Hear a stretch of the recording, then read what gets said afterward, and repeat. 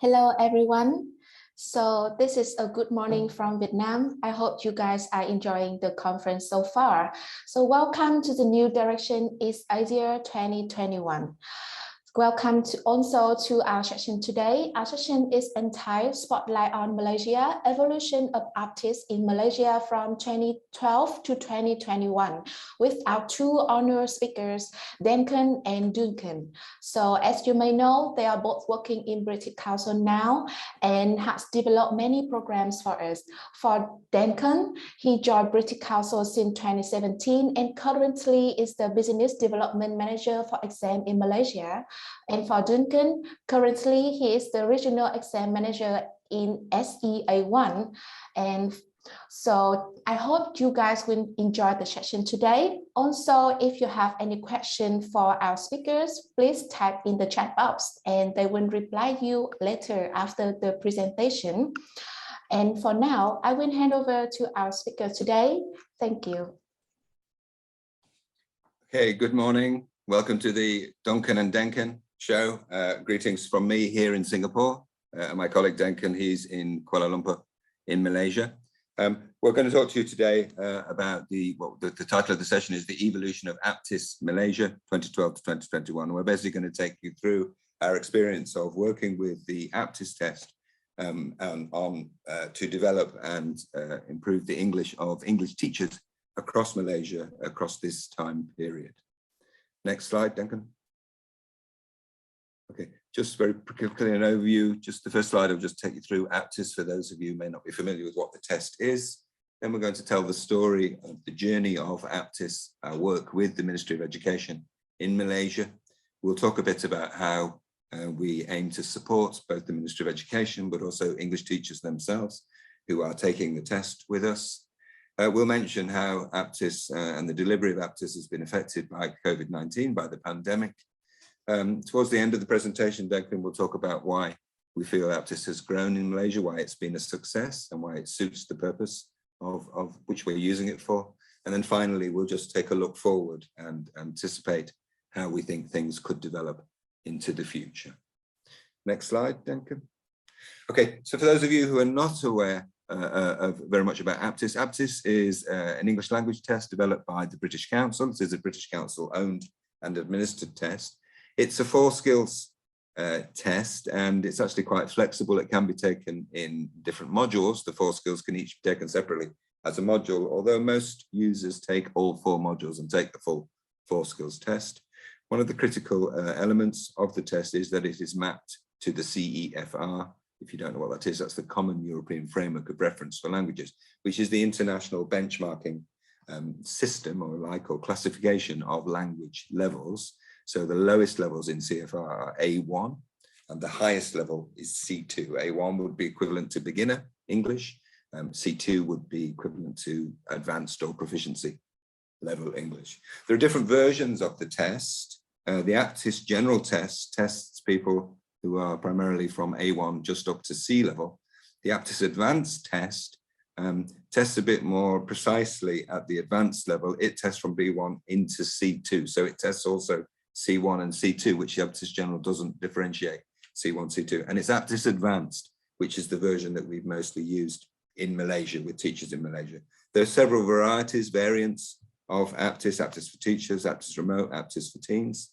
Like I say, we've been using Aptis Advanced. Aptis is a computer-based test. Most candidates and most teachers have taken Aptis with us at a physical test center, but the test is increasingly being innovated and developed and is now available as a remote test, which can therefore be taken by candidates in their own home or any other location with remote proctoring. That is a new version, it's a new innovation. It has been used a little bit in Malaysia, but primarily we've been using the physical test. Next slide, Duncan. Okay, so the story of Aptis in Malaysia goes way back to 2011. Some of you will know or will have heard of the ProELT project. ProELT stands for the Professional Upskilling of English Language Teachers. And that was a project, that was a teacher training, a teacher development project or series of projects that ran from 2011 to 2015. The project originated from the National Blueprint, the Education Blueprint, which was launched and published around 2010, which gave a vision and a strategy for the long-term development of education in Malaysia, quite a long-standing period, 2013 to 2025. Within the blueprint, there were obviously different areas and different elements, and one of them was the objective of improving teacher English proficiency, so language levels of teachers, as well as their teaching skills. So that was in the English language component of the education blueprint. To start the project that arose and was developed from the blueprint, teachers' levels were first mapped to the CFR as an international benchmark. And that was a critical element or objective of the blueprint and of the ProELT project. And then the project was, like I say, a teacher development, a teacher and language proficiency project, which was delivered by two key partners. One of them was the British Council Malaysia, and the other one Cambridge English. And we worked across the whole of Malaysia in many different schools, many training centres in all different parts of Malaysia, training teachers and training them, developing their English skills, developing their own levels of English, and measuring their progress through English testing. And this is where Aptis comes into the story. So Aptis was selected, Aptis Advanced, it was selected as the default entry and exit test for the project. For teachers on the ProELT project, they were all tested with Aptis at the beginning of the project or at the beginning of their training, and then tested again at the end of their training or end of the different phases of their training in order to measure their progress across the project. Over 15,000 teachers were in the project, were in part of the project, and 15,000 teachers took Aptis Advanced tests at the beginning, like I said, as an entry test and also as an exit test. And I think the project could be deemed a good success. At the end of the project, one of the key KPIs of the project was that teachers would improve by at least one CFR level. And the baselining to the results, the evaluation showed that over 90% of teachers did achieve that benchmark. So 90% of teachers improved by one CFR level.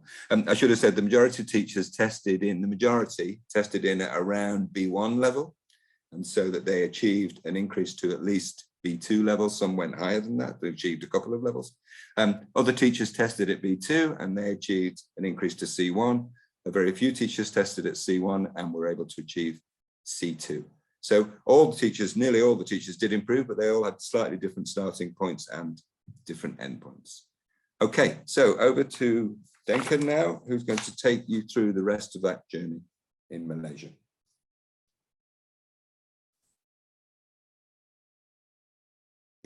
Denken, you're on mute.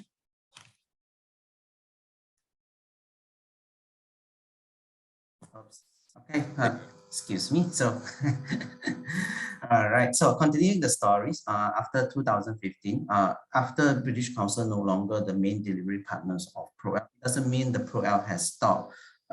MOE Malaysia actually continued the ProELT project, but in a different manner. So one of the key things with how they continue is actually throughout the ProELT project, local trainers and lecturers have been trained using the ProELT methodology by the British Council and continue the training to the many teachers, English language option teacher in Malaysia, especially.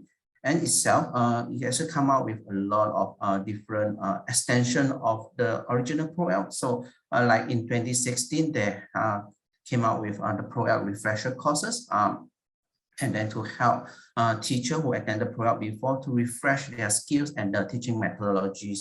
And then and over the time, they also have added on special training for the teachers as well. So for some teachers who achieve C2 during the ProELT project, they also have been selected as the master trainer to continue to help teachers within this ProELT extension project to improve their English proficiency. And to the latest one in 2020, so that they also have made it a staggered approach. So so they have different ProELT option project. What you call it as one would be ProELT the threshold package, ProELT proficient package, also Pro-IELTS enhanced package, aiming to the different level of English proficiency of these English teachers, right? Aptis are continue to use as the main testing method, but also MUET are being adopted as well as starting from 2016 up to now. That one of the key thing development during this period is in May 2019, Ministry of Education Malaysia actually has changed their approach to include more English proficiency tests to validate teachers nationwide. So previously it was just Aptis, but they have added on MUET, IELTS, TOEFL, English, Cambridge English qualification, and the most latest one is the Lingua skill. So with this change in MOE approach, Aptis itself also has changed. So it's no longer under just project delivery basis. Sorry, just all right. So yeah, so it's no longer under just project delivery basis. So we have changed it well to a B2C approach. What do we mean to B2C approach? Which means well, it's also thanks to MOE continue to support Aptis and also recognize Aptis as the proficiency test to validate the teacher English proficiency. We come up with this B2C model is actually to allow teachers to register Aptis on their own and also to self pay. So it's what I call it, they pay on their own to take the Aptis test, right? So mainly on teacher own initiative. So with this B2C model, the delivery method also has changed. We no longer need to ask MOE like when we want to deliver tests. We just set the test date on our own. So with this, we have increased the frequency up to at least monthly, sometimes actually up to weekly. So it depends on the demand. And also we actually have added one permanent venue in Kuala Lumpur. So which is actually is in our British Council KL computer lab. So like every Wednesday, there will be an Aptis test provided for the teachers as well. So we will be the main delivery, British Council is still mainly invigilating the Aptis test. It is held in our Kuala Lumpur centers to assure the test integrity and also positive testing experience. So, so things we also had added like an online registration portal to provide conveniences for the teachers to register Aptis tests, and then communication are mainly handled by British Council as well. Like when they should come for the test, what they can expect on the test flow, and also some of the practice materials also published online, which we will go in details later. Right, so moving on, so since this started in 2017 and until 2011, so it's the same going on. And by then, we also actually, because of the success of the Pro-IELTS project, Aptis actually has been expanded for more sectors and also more industry as well. Schools or university and also be adopting using Aptis. So one of the key things is one of the latest things is actually some of the university in Malaysia as well is actually beginning to accept or recognize Aptis for international students as an entry test. For now, it's still a very, very small number of university in Malaysia, but we are working on that. And we also have a demand from university for their TESOL students teaching English as second language degree student, which as an exit test. So they need actually a CFR C1 level in order to graduate. All right, and we do also have demand from schools, especially from private schools. Private and international schools to use Aptis as placement test or the screening test, and as well as Aptis for their intervention program, English intervention program. So to actually to evaluate the proficiency after they are set for the program English classes. So on the private sector, we have banks, we have airlines, so MNC as well. For their front office or call center, training company, HR agency also start to use, approach us to use Aptis for their employee screening tests, also for their training as well. So these are how Aptis have evolved since when it started as a project delivery in 2012, and until now it has become a very much B2C and also been accepted by many sectors in Malaysia as well. Right, so after the story of how Aptis evolved in Malaysia, so we just want to say why we think that this will be successful, because of course what we provided the support to MOE as well is the back-end support. So we actually during test session, British Council team, we always have a British Council team on standby on back-end to provide any technical issues or testing issue that's encountered during the test. And one of the key features of Aptis actually is the flexibility. So because of the flexibility in delivery the test, so like you can do it offline or in remote Proctor. This is what we provide to MOE as well. And also it can be either you want it to be British Council to invigilate the test, or you can actually, we also allow MOE to invigilate the test themselves. So this is what we meant for British Council administrator or client administrator. So we have this flexibility to allow them on how they want to run the test. Then of course, if we, let's say we allow MOE to invigilate the test, then training will be provided. So we will train on, we'll provide full-scale training on how to invigilate the test, on how to run the test. And for the test taker itself, it's not just that they will can just sit for the test easily, just come to sit for it, but we also actually will provide the familiarization workshops, and there are also tons of practice materials and then demo tests, available online, so anytime.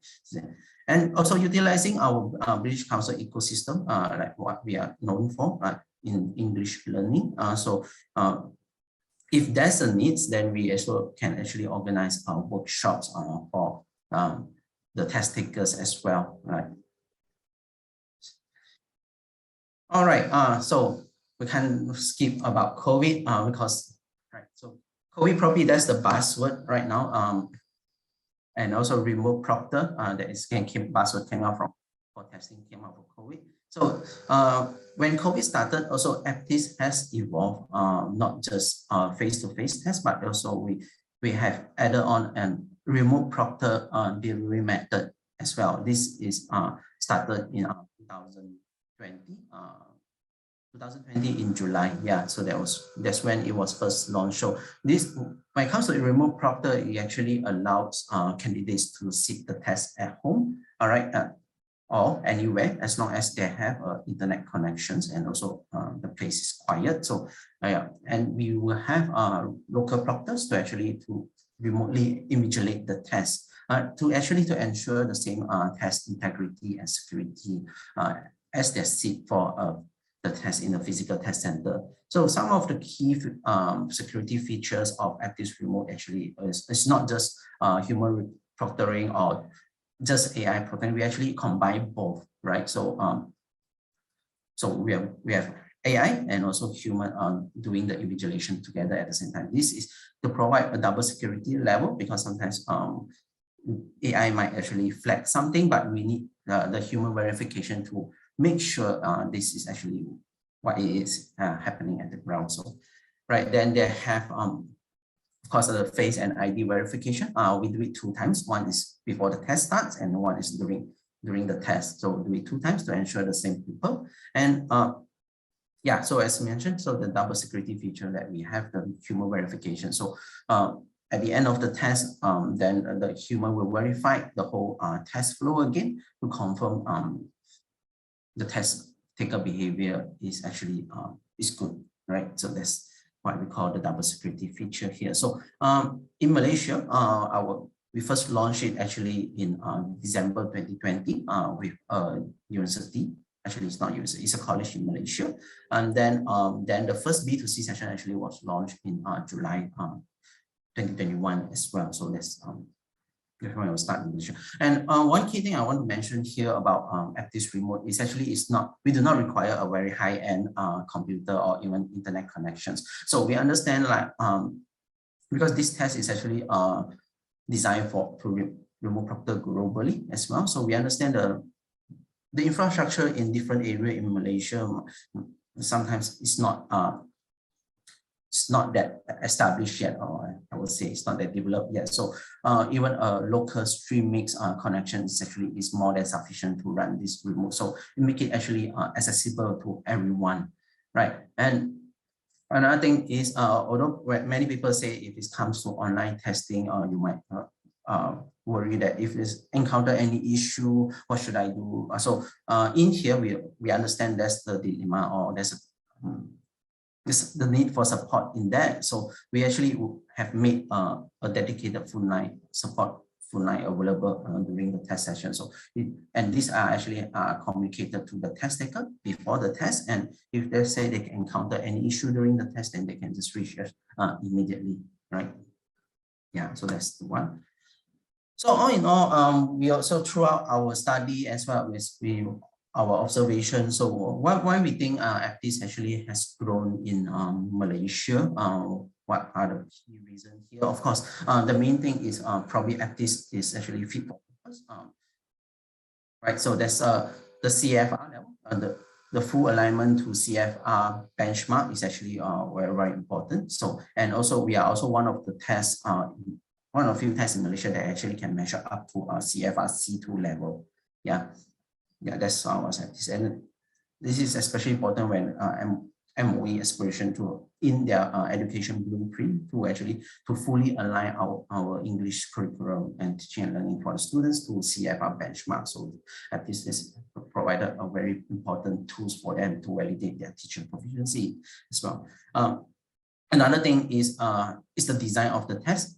So the content of the design is actually using general English. So it makes it more accessible to different walk of life compared to English testing that is, let's say, more academic in nature. So when it comes to the language in the test question itself, this is general English, then it means that test taker will be more familiar with it because it's actually it's the same English language they use in daily life, right? It's also the same meaning that it's also this test also what we call it malleable, which means it's actually suitable or approachable by different industry or different level of English user, yeah, because of the language that we use inside the test. Right. Another thing, because this being an international test, there might be so because of the listening part, then we actually use an international accent. That's not just using British, but it can come from Australians, or it come from UK or US. Yeah, so it's an international accent, but also at the same time we provide this flexibility that allow test taker to listen twice during the recording audio during the listening test. Yeah, so this is for some. And one of the key thing also is actually the easy access to practice materials that we publish candidate guides online, right? So this inside this candidate guide actually has outlined the type of question will be asked, and also at the same time also of the scoring methodology. Yeah, so we actually are very transparent in this kind of thing to actually inform tester how the answer will be scored. Sorry, so then they'll know, like, so they to give an idea on how to attempt these questions and what the questions are really asking for. Yeah. Then, of course, with the legacy from our project, because we have tested more than 15,000 teachers throughout the project, it became a word of mouth from the big volume of teachers who have sat through the test. And also, we are very appreciative to the Ministry of Education Malaysia to recognize actually Aptis as the test to validate their teachers even after the project. So this, we believe these are actually one of the key factors that actually help Aptis to grow. All right, then another key features of the flexibility in Aptis that actually allow to deliver it online, offline. You want it to be client to be administered, or actually you will want it to organization to us or British Council to administer the test. Yeah, so this is one of the key things, the flexibility to actually make it more accessible and make it more flexible to suit the organization needs. And of course, the delivery of the Aptis have changed itself after the project, and has been made it more B2C. This actually helped to change how we deliver Aptis, that actually we can, once we make it open to public, so that allows us to actually offer more, what we call that, test dates. Yeah, we offer more test dates, which means we have the flexibility to run the test as according to the organization needs as well, and as well as the public needs. So make it accessible. If anyone wants to take a test, let's say, then they can just come to our online portal and register for it, right? So yeah, so that's the few things on why we think the Aptis has grown throughout the years here in Malaysia. Yeah, so moving on, I'll hand back to the slides to Duncan then.